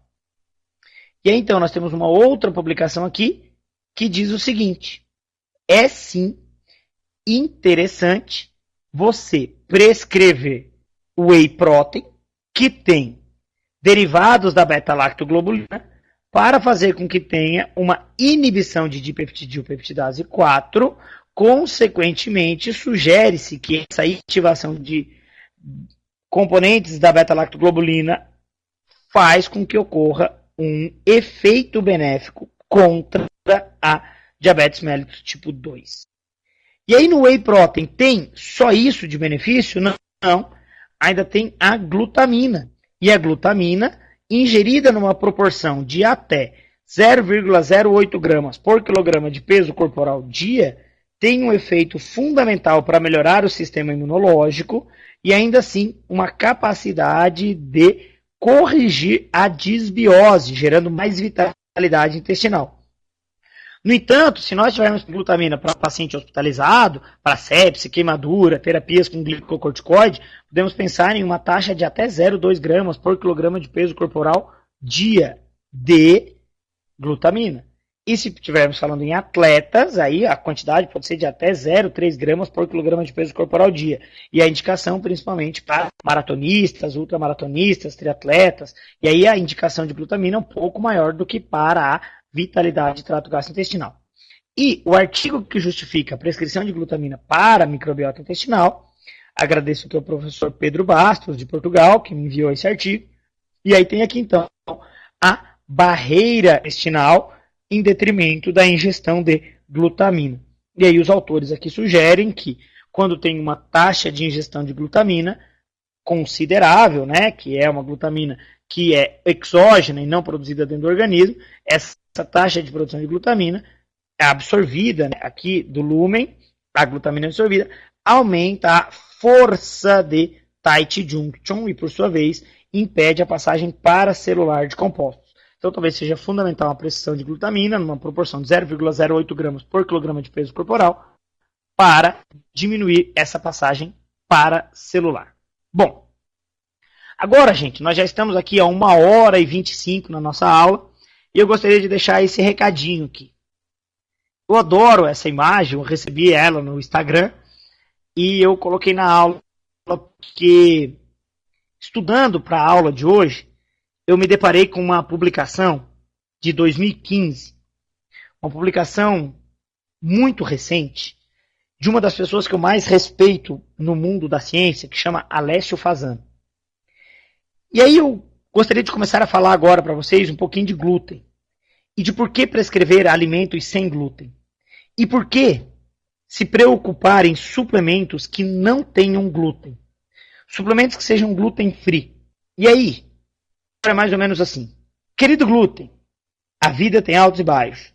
Essa sua fase ruim vai passar. Com carinho, ovo. O ovo talvez tenha sido um dos mais injustiçados dos últimos 10 anos na nutrição. E hoje o glúten está sendo injustiçado ou não?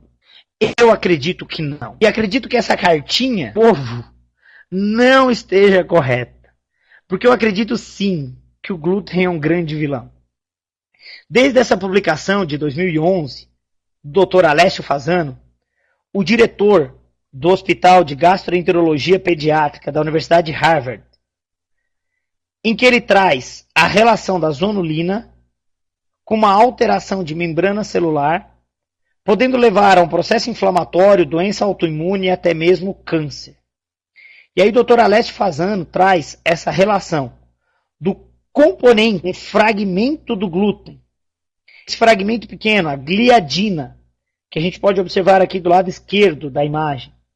Essa imagem ainda desta publicação de 2011 do Dr. Alessio Fasano, em que ele mostra a relação da gliadina com o receptor CXCR3, receptor expresso nas células intestinais e que, quando ativado pela gliadina, faz com que ocorra uma ruptura e uma liberação de zonulina para o lúmen, e essa zonulina faz com que ocorra uma ruptura de tight junctions, fazendo com que tenha uma permeabilidade pela via paracelular e uma ativação de resposta autoimune e de doenças imunológicas.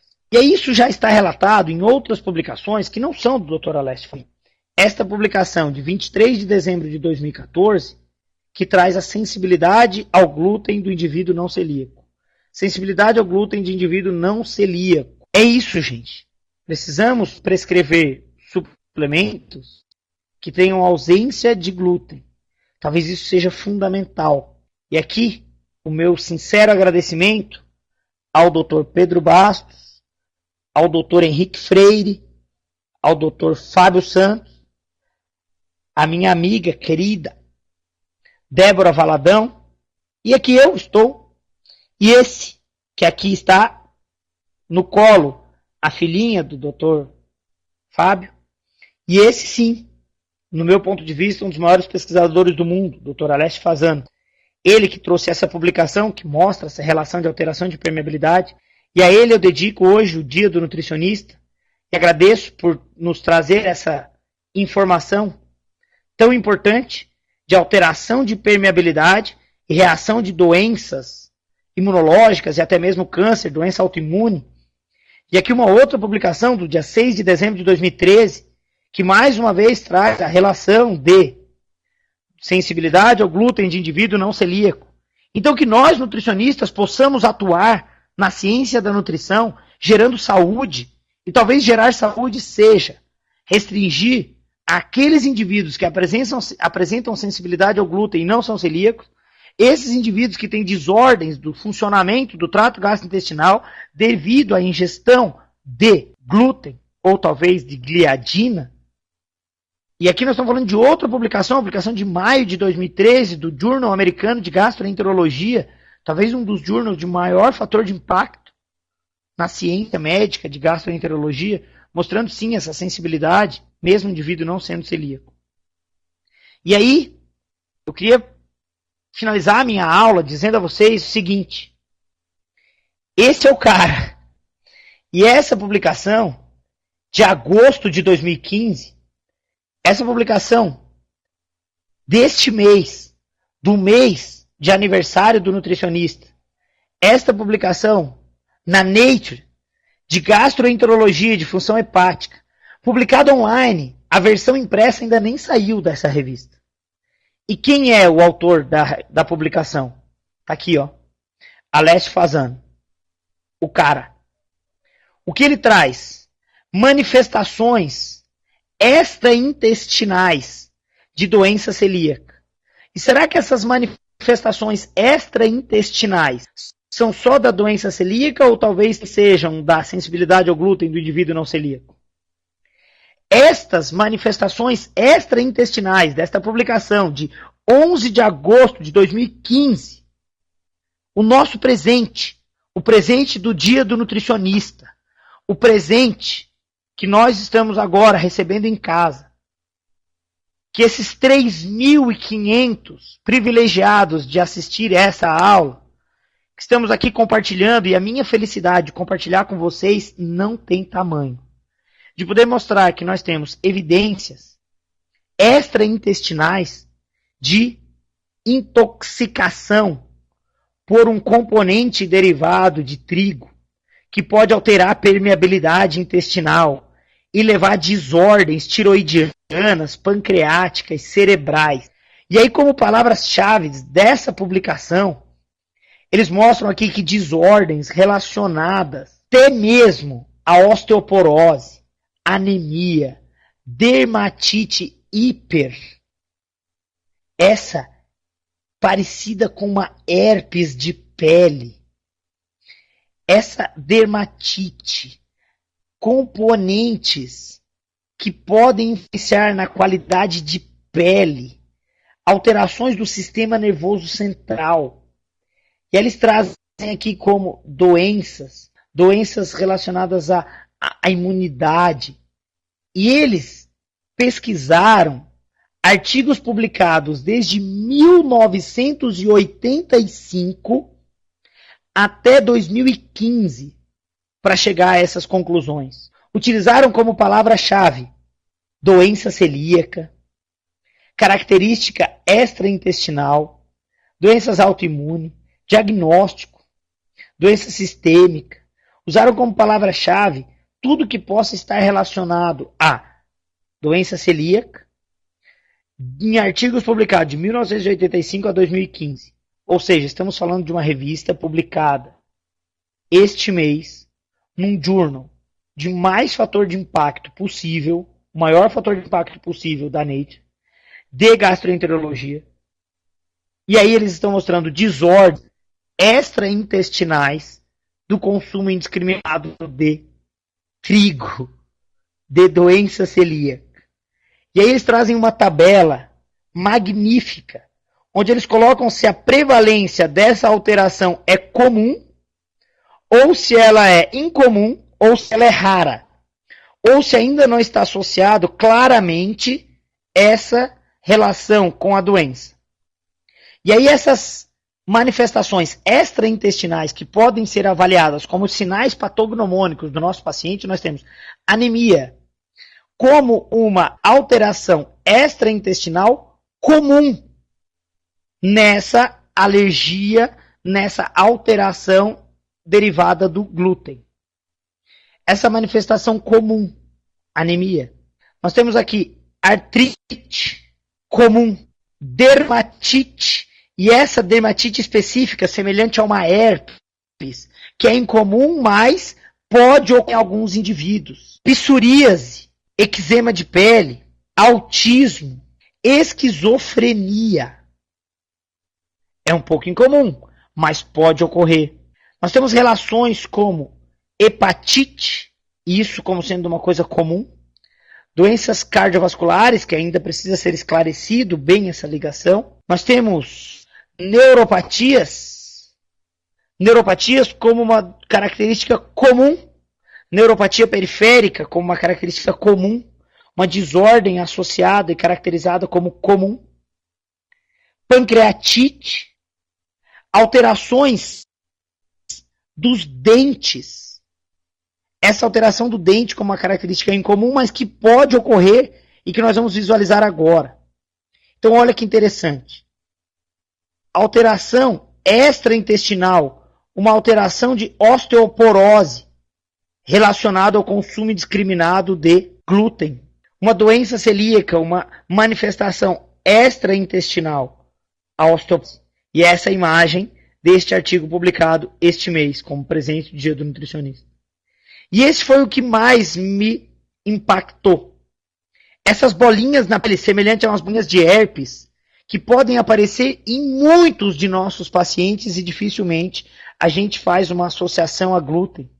Mas olha que interessante, ó, essa dermatite associada a uma característica extraintestinal de doença celíaca. E aí não precisa avaliar a doença celíaca, eu posso avaliar aqui por algumas características de pele, por exemplo. E olha que lindo isso.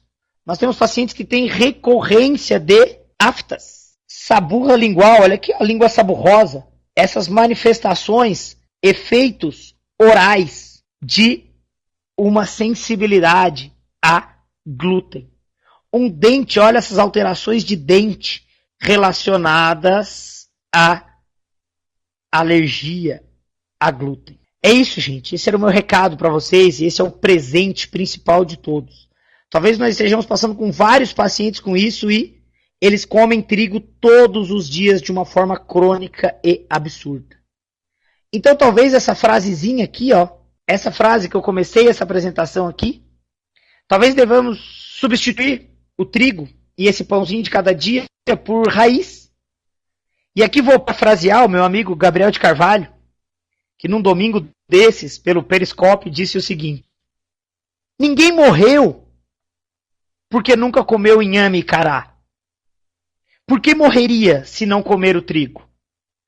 Pode muito bem substituir o trigo por inhame, cará, raízes, tubérculos, pode ir à feira. E aí, deixo aqui o meu recado de presente do Dia do Nutricionista. Talvez mais importante do que toda a suplementação seja uma alimentação saudável. Agora, será que o nosso paciente tem uma alimentação saudável? E aí fica o grande recado. Vamos melhorar o mundo. E nós conseguimos melhorar o mundo.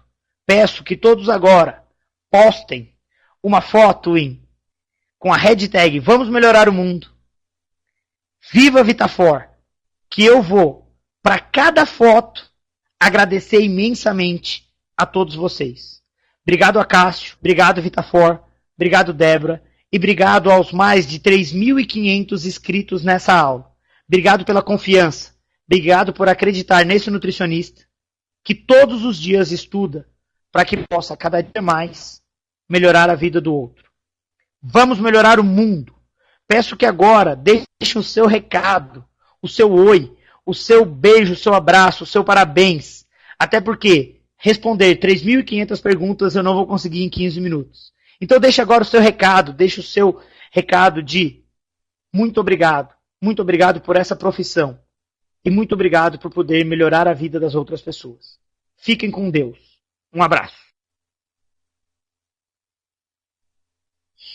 Obrigado. Obrigado, Alan. Obrigado, gente. Obrigado. Também estou emocionado. Deus. Obrigado. Claro que tem associação com desordem, síndrome do pânico, relação com tudo que é desordem. Eu acho que não vale a pena ficar consumindo excesso. Obrigado, Ana. Obrigado pelas evidências. Obrigado, Paula.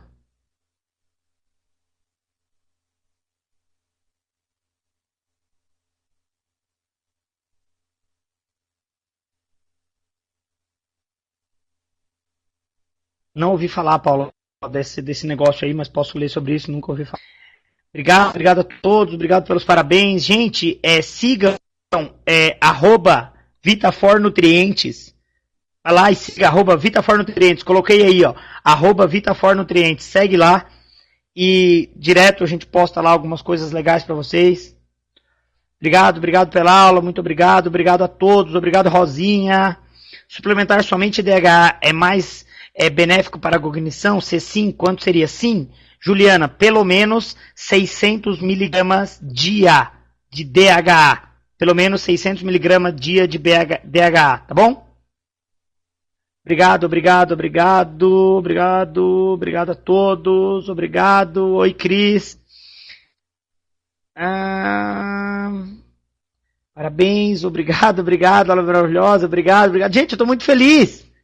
Obrigado a todos, fiquem com Deus, muito obrigado, muito obrigado. Alterações extraintestinais, você acha que já devemos substituir o trigo? Claro que sim. Acho que é interessante diagnosticar, e se for diagnosticar, não exclui. Primeiro vai para o diagnóstico, depois exclui. Então, assim, se você for para o diagnóstico, é importante que você não exclua, tá? Senão o diagnóstico vai dar um falso negativo. Tá bom, Juliana? Ó, se vai para o diagnóstico, não exclui. Agora, se a pessoa não for investigar, talvez seja para melhorar a vida da pessoa, excluir. Ninguém vai morrer porque não come trigo. Ele vai morrer por outros fatores, mas não porque não come trigo, tá? Agora, se for para o teste de exclusão, para fazer o teste, não exclui. Deixa comer até o teste, porque senão você vai dar um falso negativo, tá bom, Juliana? Obrigado, obrigado, amei, top, parabéns, obrigado, obrigado, Deus abençoe vocês também. Bom, bora, deixa eu ler aqui.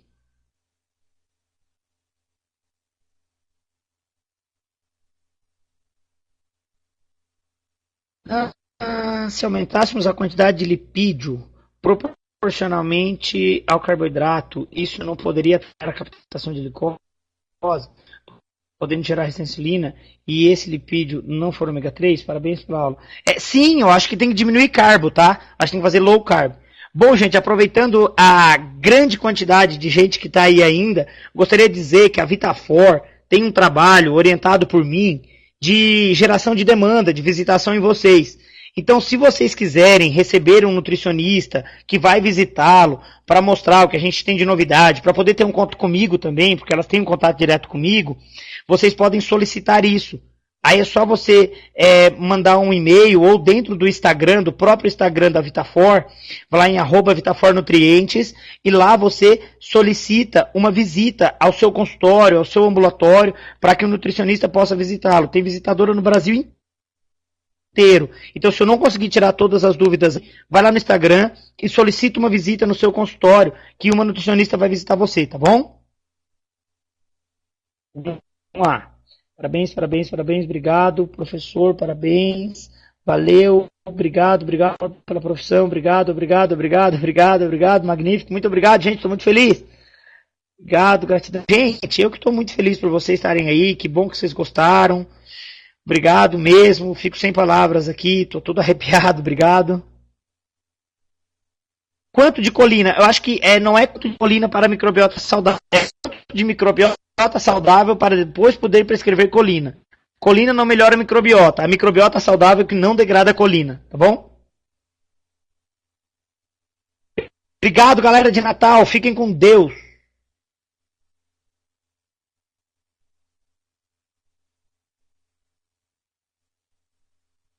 Valeu, galera, brigadão.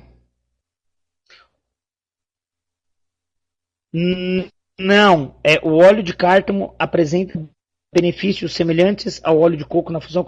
Não, o óleo de cártamo é ômega 9, né? Acredito que não tenha toda essa característica na função cognitiva. A função cognitiva é mais expressa mesmo por DHA, tá bom?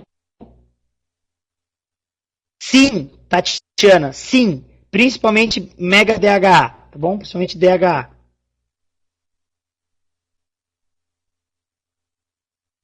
Açúcar de coco é bom, acho que muito melhor do que o açúcar de coco é comer o coco, tá bom? Acho que esse é o recado. Não, 30 dias de probiótico não é suficiente, pelo menos 8 semanas, tá? Pode entrar com ômega 3 para tratar SIBO já. Junto já entra com ômega 3, nenhum problema. O ômega 3 diminui a proliferação de Escherichia coli, isso é muito bom. Criança de 4 anos, probiótico, pelo menos 5 cepas, pelo menos 10 na 9, ômega 3, pode usar 2 cápsulas e, se preferir, pode furar a cápsula, botar numa colherinha e dar para a criança comer, se ela não conseguir engolir a cápsula, tá bom, Luísa?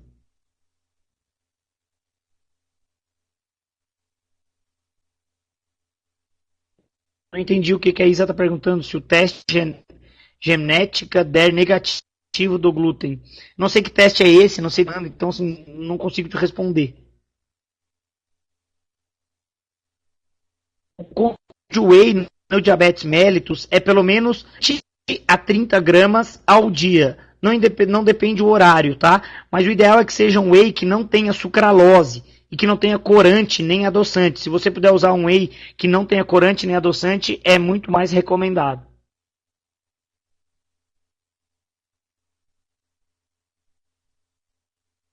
Oi, Lígia.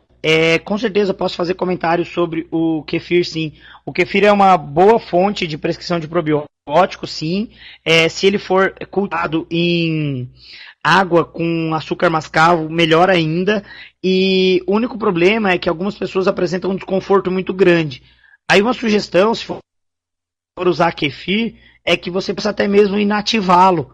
Pode inativar ele ou ingeri-lo também. Ele tem um efeito benéfico, só que infelizmente a gente não sabe quais são as cepas que estão lá dentro. Então talvez não dá ainda para dar uma aplicabilidade, mas é muito melhor do que não consumi-lo.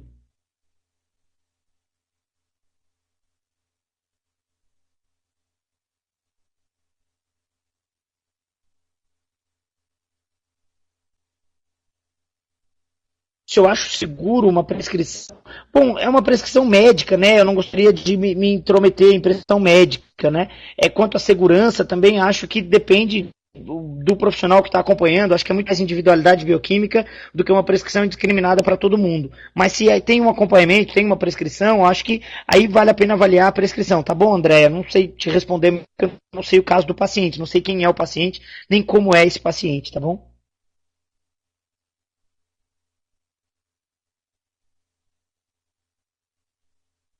Que legal, obrigado, Liane. Fico feliz.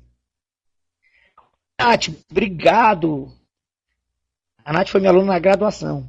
Eu lembro dela como se fosse hoje. Murilo, mas você acha que deve tirar o glúten completamente? Então, eu acho que deve tirar dos indivíduos que têm todos os sintomas, que têm alergia e tal. Eu não acho que a pessoa não vive bem porque come pão. E ela também não vive mal porque come pão. Às vezes ela vive mal porque ela come pão todo dia. Acho que esse é o grande problema. É a monoalimentação. As pessoas vivem a pão. Esse é o grande problema. Comer só isso. Tem gente que come pão de manhã e pão de noite todo dia. 365 dias do ano. Acho que esse é o grande problema. Já respondi, né? Acho que 30 dias é pouco. Acho que tem que ser mais do que isso. O que eu acho do Food Detector? Acho que ele precisa ser complementado com, com outros exames.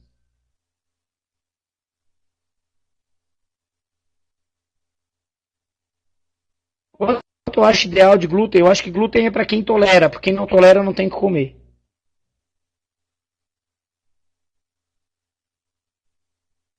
Qual é o melhor teste para avaliar a desbiose? É o teste do hidrogênio inspirado a partir da ingestão de lactulose. Se avalia o hidrogênio inspirado a partir da ministrar lactulose, da lactulose oral e avalia hidrogênio inspirado. Se der mais do que 20 por milhão em pelo menos uma das tomadas de hidrogênio inspirado, a pessoa tem SIBO, síndrome de crescimento bacteriano no intestino delgado. Caso não tenha intolerância, o legal é variar os alimentos. Quanto mais você variar e mais comer raiz, melhor.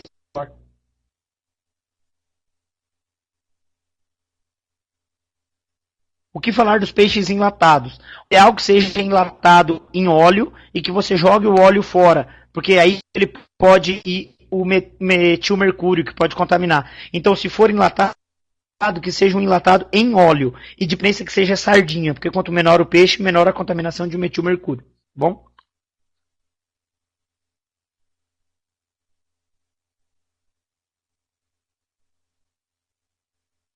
Quanto às cepas, Karina, o ideal é que você use um pool de cepas. Se você usar um pool de 5, 6 cepas, não tem problema de ficar variando. O que antigamente se fazia para variar é porque se prescrevia 2 ou 3 cepas só. E aí era importante ficar variando. Mas quando você usa um pool de bastante, de 5, 6 cepas, não tem esse problema. Não, eu acho que pode usar glutamina junto, desde que seja naquela proporção, tá, Adriana? 0,08 gramas por quilograma de peso corporal. A suplementação da gestante, é importante que você faça a suplementação de DHA, vitamina D, vitamina A. Importante que tenha uma prescrição de ácido fólico, mas que seja bem pouquinho, 400 microgramas já é suficiente, que possa prescrever probiótico e DHA.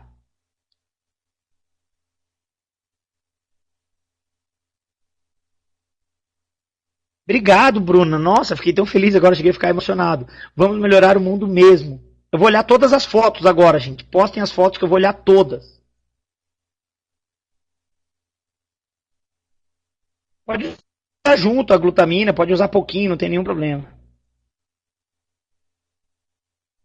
Priscila, usar ômega 3, ômega 6, ômega 9, acho que o ômega 6 não precisa suplementar, né? A gente já tem na alimentação.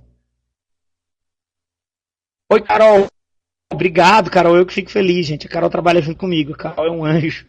Obrigado, Carol. Obrigado mesmo. Obrigado por você assistir. Obrigado por estar junto aí. E obrigado por tudo. Olá, galera do Piauí. Fiquem com Deus. Em janeiro estarei aí. Sim, probiótico para criança igual adulto.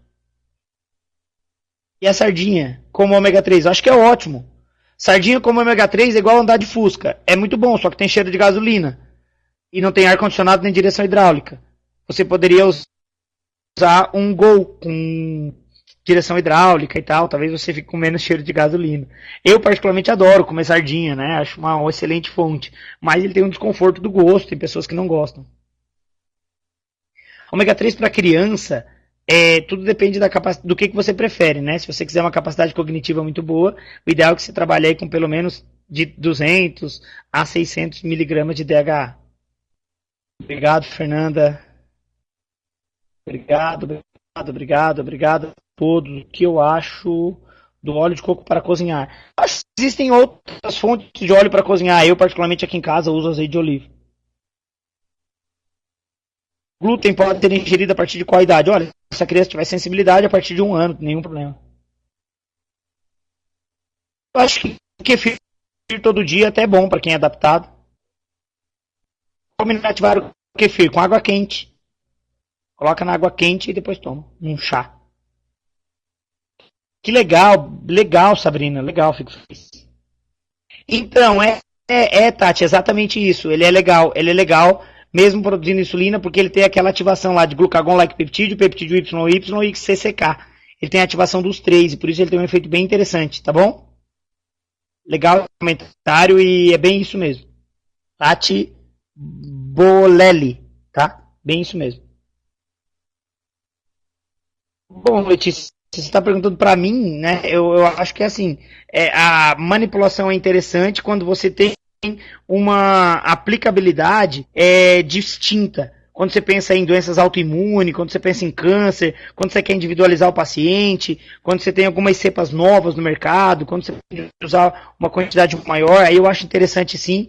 Inclusive já existem algumas importadoras no Brasil que trazem cepas bem interessantes, numa proporção grande e tal. Então acho bem interessante em alguns casos, mas via de regra, para corrigir uma desbiose, um probiótico pronto às vezes é mais rápido de se encontrar e tal. Então, assim, existem todas as possibilidades de uso, tanto manipulado quanto pronto. Acho que existe mercado para tudo, né? E também acho que existe hoje demanda para todos os tipos de fórmulas. No mandar prescrever, na prescrição, eu acho só interessante avaliar se é uma cepa liofilizada e se a quantidade da cepa adquirida por farmácia, ela vem numa proporção de pelo menos 20 bilhões de cada uma das cepas, para que você dilua e fique numa quantidade bem legal. Fala, galera de Aracaju, Sergipe, fiquem com Deus, um abraço a todos, Samuel. Bom, quem é de BH aí? Oi, Nayara, que bom, fico feliz que tenha gostado, que bom que você ouviu hoje aí, que bom, fico feliz. Vamos melhorar o mundo, é isso aí. para suplementar ômega 3? Então, a gente suplementa na gestação, depois que nasce, e aqui em casa a gente já dá para as crianças, para melhorar a capacidade cognitiva. Então, Jordana, o que garante a ausência é o selo IFOS. O óleo de crio, como ele é extraído de um crustáceo lá da Antártida e ele é patenteado por uma empresa única que faz essa extração, ele vem isento, sim. Thaís Martins, muito obrigado.